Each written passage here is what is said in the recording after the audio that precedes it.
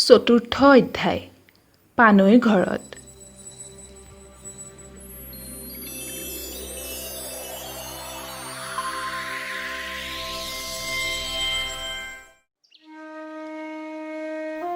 নৰাচিগা বিহু যাবৰ আজি 2 মাহ হ'ল। সেই ৰাতি জংকীৰে সৈতে কথা বতৰা হ'বৰে পৰা পানেইৰ আৰু আগৰ ভাৱ আগৰ কথা বতৰাবিলাক নোহোৱাত পৰিল।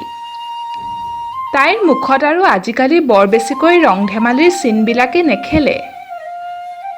বৰং মাজে মাজে তাইৰ মুখ ক'লা ডাৱৰেহে ঢাকি ধৰে। তাইৰ বাস্তৱিকতে তাহানি সৰু কালতে আহুতলিত টঙি ৰাখি থাকোঁতেই ভালুকৰ ভয়ত পলাবৰ দিন ধৰি জংকীলৈ কি এটা অভূতপূৰ্ব ভাৱ হৈছিল। সেই ছোৱালী কালতো তাইৰ সদায় জংকীক দেখিবলৈ ভাল লগাত পৰিছিল। জংকীক লগত লৈ ধেমালি কৰিবলৈ নাপালে তাইৰ একো ধেমালিয়েই ভাল নালাগিছিল। জংকীলৈ তাইৰ কিয় এনেকুৱা এটা ভাৱ হৈছিল তাক তাই নিজেও ক'ব নোৱাৰিছিল আৰু নিজৰ মনকো সুধি ঠিক কৰিব পৰা নাছিল। 8-9 বছৰ বয়সীয়া ছোৱালী এজনীয়ে প্ৰকৃততে কি ভাল পোৱাৰ মূল বুজিব পাৰে। তথাপি যে জংকীলৈ তাইৰ এনেকুৱা এটা আগ্ৰহ হৈছিল, ইয়াৰ কাৰণ কি তাইও নাজানে। আৰু শ্ৰোতাবৃন্দ, আপোনালোকে? আমিও এতিয়ালৈকে বিশেষকৈ ভু নাপালোঁ। হঠাৎ প্ৰণয়, তাকো বুজিবলৈকেতো সিহঁত দুয়ো ল'ৰা ছোৱালী। তাই 9 বছৰ বয়সীয়া, সি 14 বছৰীয়া। সিহঁতৰ ভিতৰত কেনেকৈ উপকথাত লেখা প্ৰণয়ৰ দৰে প্ৰণয় হ'ব পাৰে? জংকীলৈ বাধ্যতা ভাৱ, সেয়াও নহয়। মিৰি জাতি এতিয়াও ইমান উন্নত হোৱা নাই। 8-9 বছৰ বয়সীয়া ছোৱালী এজনীয়ে বাধ্যবাধকতাৰ মূল পাব। তেন্তে কি? আমিও তাকেহে সুধো, প্ৰকৃত কথাটোনো কি? অনেক বিচাৰি চালোঁ, নাপাই ইয়াকে মনত থিৰ কৰিছোঁ যে অকলে মাথোন বাল্য স্বভাৱসুলভ ৰং ধেমালিত সৰুৰে পৰা দুটা ল'ৰা লগৰী হ'লে পৰস্পৰৰ ভিতৰত যি ভাৱ হয়, সেই ভাৱেই দুয়োৰে হৃদয়ত খেলিছিল।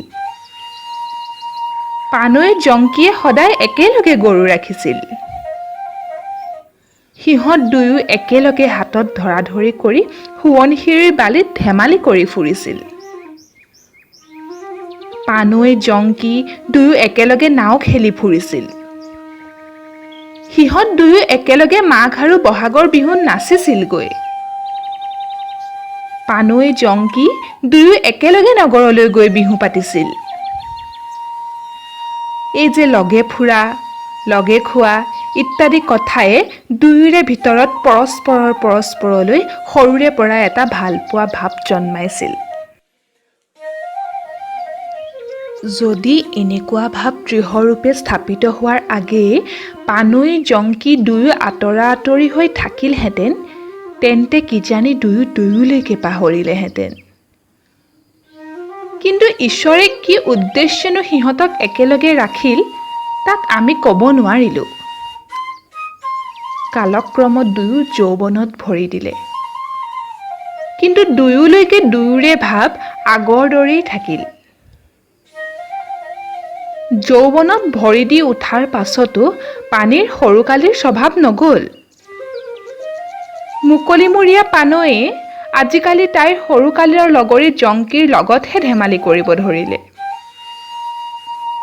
সিহঁত দুয়োৰে হৃদয়ত ইটোৰ সিটোলৈ আৰু সিটোৰ ইটোলৈ ভালপোৱা দৃঢ়ৰূপে বহিল। কিয় তাইৰ সেই গাভৰু বয়সতো জংকীকে ভাল পাবলৈ ইচ্ছা যায়? আৰু জংকীৰ হৃদয়তো তেনেবিলাক ভাৱেই খেলিছিল। কিন্তু জংকী মতা মানুহ। সি অৱশেষত তাৰ নিজৰ ভাৱ নৰাচিগা বিহুৰ অলপ আগৰে পৰা বুজিব পাৰিছিল। যি মুহূৰ্ততে ৰাতি নৰাচিগা বিহুত জংকীয়ে সোৱণশিৰিৰ পাৰত পানৈক নিজৰ মনৰ ভাৱ জনালে, তেতিয়াই বহু দিনৰে পৰা তুঁহ জুইত জ্বলি থকা জুই ফিৰিঙতিৰ পানীৰ বুকুত দপ দপকৈ জ্বলিল। আজলি মিৰিজীয়ৰীয়েও সৰল প্ৰাণেৰে কাৰ্চিং কাৰ্তানক সাক্ষী কৰি জংকীক নিজৰ হৃদয়ত অতি যতনেৰে থাপিলে। তাক তাই কথা দিলে।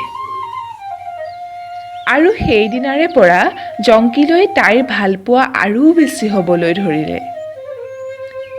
কেতিয়ানো তাই তাইৰ হৃদয়ৰ দেৱতাৰ লগত একেলগে মিলি পৰিব, এই চিন্তাতেই ৰ'ল। জংকীয়েও তাৰ পাছদিনাৰে পৰা বৰ যতন কৰি খেতি বাতি কৰিবলৈ ধৰিলে। আনবাৰ সি যদি এপোৰা মাটিৰ সৰিয়হ ভাঙিছিল, সেইবাৰ সি ৩ পোৰা মাটি ভাঙিলে। প্ৰণয়ৰ এনে বল। সেই নিশা জংকীৰে সৈতে কথা বতৰা হ'বৰে পৰা পানৈয়ে মাক বাপেকৰ কথা বতৰা বেছিকৈ শুনাত পৰিল।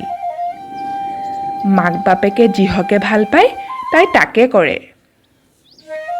বিহুলৈ বৰকৈ নোযোৱাত পৰিল। যাতে তাই মাক বাপেকক সন্তোষ দিব পাৰে, ইয়াতেই যত্নৱতী হ'ল। পানৈৰ মাকৰ নাম নিৰমা আৰু বাপেকৰ নাম তামেদ। সিহঁত দুয়ো মিৰিৰ ভিতৰত দুখীয়া। সিহঁতৰ আন ল'ৰা ছোৱালী নাই, অকল মুঠেই পানৈ। সেই দেখি সৰুৰে পৰা সিহঁতে পানৈক বৰ মৰম কৰিছিল। আজিকালি পানৈৰ স্বভাৱত মাক বাপেক অলপ আচৰিত হ'ব ধৰিলে। সিহঁতে বুজিব পাৰিলে যে পানৈয়ে পূৰ্ণ যৌৱনত ভৰি দিলে আৰু তাইক বিয়া দিবৰ সময় হ'ল। ইয়াৰ আগেয়ে এদিন কমুদ বুলি সেই গাঁৱৰে এটা গামৰ ল'ৰাই পানৈক বিয়া কৰাবৰ প্ৰস্তাৱ জনাইছিল। তামেদ আৰু নিৰমায়ে সেই কথাকে পেটে পেটে আলোচিছিল, কিন্তু কোনো সমিধান দিয়া নাছিল। কিন্তু এতিয়া পানৈৰ মনৰ ভাৱবিলাক দেখি সিহঁতে এইটো থিৰ কৰিলে যে পানৈক বাস্তৱিকতে বিয়া দিবৰ সময় হ'ল। অতদিনে তাই বিয়া নোহোৱাত থাকিহে বেজাৰ কৰিছে।